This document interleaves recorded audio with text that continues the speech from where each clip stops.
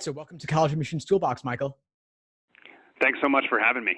All right, so last week we dived in a bit about your new book, Choosing College, your Michael Horn, and we're talking about why students choose to go to college, what are some good reasons, what are some bad reasons, how could people, both parents and students, reframe the decision to make better decisions. Now, we talked a lot about the reasons students go, but while they're actually touring colleges and getting ready to apply, what advice do you give them at that point when they're making that decision? Yeah, so the biggest thing is when you're on the college campus, step back first and ask yourself that why question and keep that in the front of your head as you're looking, because it's easy to get seduced, if you will, by the glamour of a dining hall, the tour guide who has extra energy and makes you feel right at home, the tantalizing prospect of being out of reach of your parents, whatever it might be that's sort of pulling you into that school, and make sure it's matching your why and that you've clarified that. So you almost have like a checklist in front of you as you're touring these campuses and can say, this fits, this doesn't, so you don't sort of go astray from where you actually are in life. Because I know from these tours, I've been in them myself, it's very easy to get seduced by something that sounds great, but actually isn't in line with the progress you're trying to make.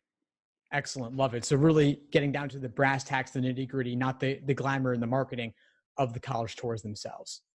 Yeah, and then you can ask better questions, right? Because you say, hey, I know that these three things are actually what's really important to me. I know that I need this sort of extracurricular, or I know I want a more diverse student body where I'm going to be able to reinvent myself among new people.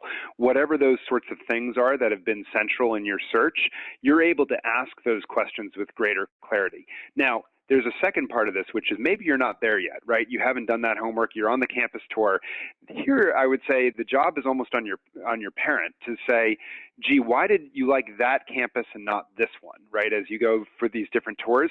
And here you're basically saying, okay, I'm gravitating toward this campus.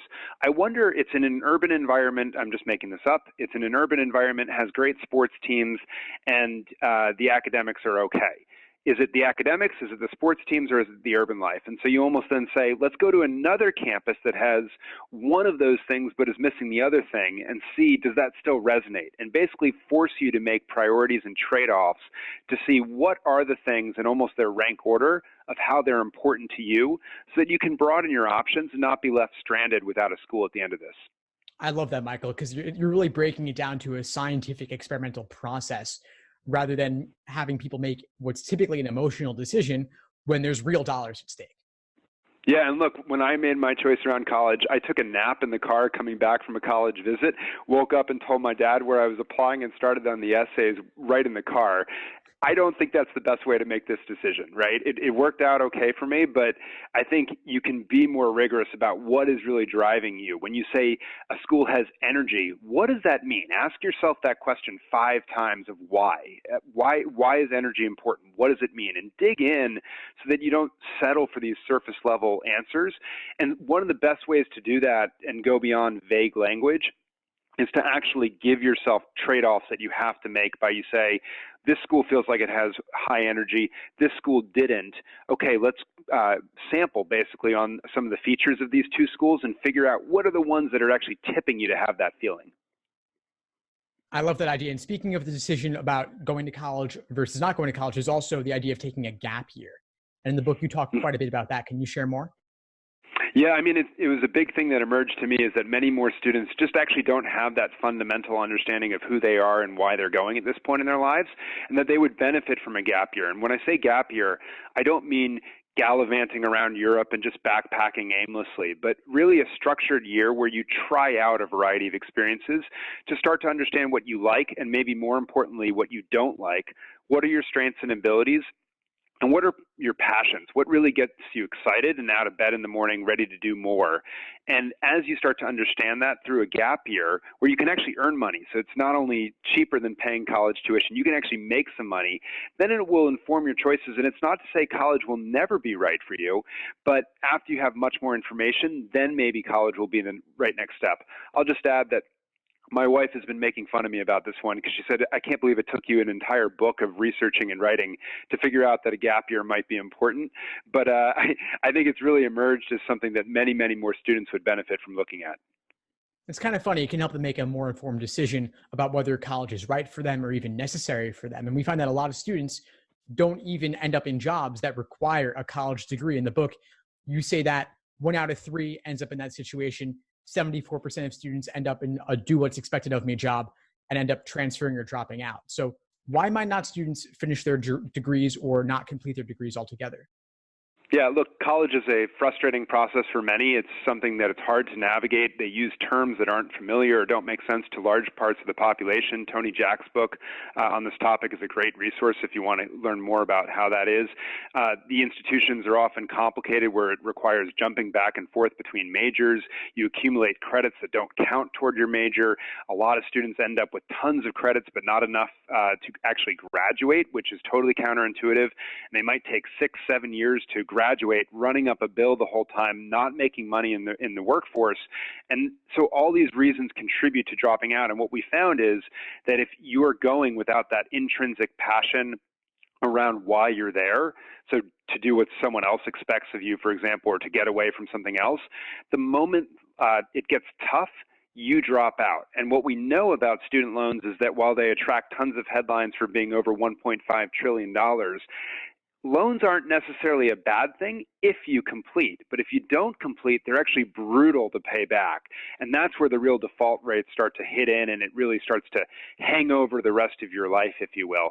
And so you just don't want to be in that situation. And so you want to have clarified your why so that when times get tough on a college campus, you have a breakup, you have a financial problem, you have an academic problem, whatever it might be, you can go back to that why and find that energy to stay enrolled. I love it. Super important. And I agree. Absolutely. If you don't finish the degree, the tuition bill comes just the same. Yep, exactly right. And you don't have the degree to give you that bump in wages. Your other point is an important one also, which you said before, which is a lot of people go to college.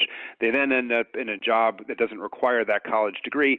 That might be fine if it has other benefits for you, but be clear about that up front. It's not that you have to know exactly what you want to do the rest of your life, but if you really want it for a vocational reason, for a job, career reason, then be super explicit about it and don't make a decision that's not in accordance with that progress. Well said. Well said. So to shift gears a little bit, are there any common misconceptions about the admission process or about college selection that you want to touch on? Yeah, I'd say a big one is that people feel like it's never been more competitive to get into college. And on the one hand, that's true, right? If you're looking at one school, the admissions rate at a place like a Harvard or a Yale or a Stanford is at all-time lows. There's more applications, and they're basically taking in the same number of people. And as a result, it's 5-6%, whereas a generation ago, it was, triple that, what they were admitting. But if you look at the universe of college choices, it's actually in some ways never been an easier time to get in because what we're seeing is that a lot of people are applying to multiple schools because of things like the Common App that have enabled you to apply much more easily. And so your chances of getting into, say, a top tier school if you apply to 10 are extremely high in some ways. And so the math, if you look at the aggregate, is actually much easier. The second thing I think people don't realize is outside of the top few hundred schools, most of four-year colleges aren't actually that selective. And so if your goal is to get into college, you will get in. You will be able to find a school that you will get into. They might not even have very high standards, and you can find a place. The challenge is this: is it the right fit for you? And I think we ought to be, as students and parents, much choosier about the schools up front that we're applying to, and realizing that we're not praying for the school to select us. We want to be in a position where we're actually selecting the right school for us. And so flipping that script, I think, is incredibly important and a big misunderstanding. I love both of the points that you just made because they're both around framing. I think you're right that as people apply to more and more schools, the acceptance rate drops. But if you're applying to more schools, that counteracts the acceptance rate at any one given school. You're improving your odds the more you apply to. And so it does become this endless arms race of just applying to more and more schools, which, the schools are the winners when it comes to the application fees on that. Yes. But at the same time, it is important to be selective about where you actually choose to apply. Are these schools you would actually want to go to? Have you toured them, for example, to circle back to something we covered earlier? Yeah, and I think that's a big point, right? Which is, do not apply to a school just because you think you should do it or you should have a safety school on your list. Be excited about every single school. There are literally thousands of schools in this country, which I think most people don't also often realize, just the sheer number of them. Not all of them are a good fit for you. And so be just really strong about that, of saying, these are the right fit for me and I'm going to apply to them. And yes, that means maybe I throw in a few schools that are top-notch academics and it's going to be hard to get into, and I'm going to have a few safety schools, but they're not safety schools because if you got in, you'd still be excited. And that's the key, to still have that passion about it. Don't move. We saw a lot of students, they would start in the help me get into my best school job. They wouldn't get into their dream school, and all of a sudden they would fall into the help me do what's expected of me job. And they would just go because they felt like they still had to. And bad things happen when you're in that situation generally. Of course, absolutely. Well, that was really well said. I think that's a great place to end off. Now, Michael, when does your book come out, Choosing College Again, and where's the best place for people to go to get it? Yeah, so the book's out September 10th. So basically, as people are listening to this podcast, you can get it at your local bookstore, or of course Amazon, Barnes & Noble, wherever you like to buy your books online. And if you want more information, you can go to michaelbhorn.com and learn more there as well. And there's also choosing.college. You said you have an app there, right? That's absolutely right. So folks who are interested in taking the app to learn about why they're going to school and some advice and easy tips out of that can go to choosing.college is literally the site. And we've got an app up there, and if you buy the book, it's free to use, which hopefully will be helpful to folks. And we'd love your feedback also. Excellent, Michael. Well, thank you again for joining us on College Admissions Toolbox. Let's keep in touch. Yeah, thanks so much. Appreciate it.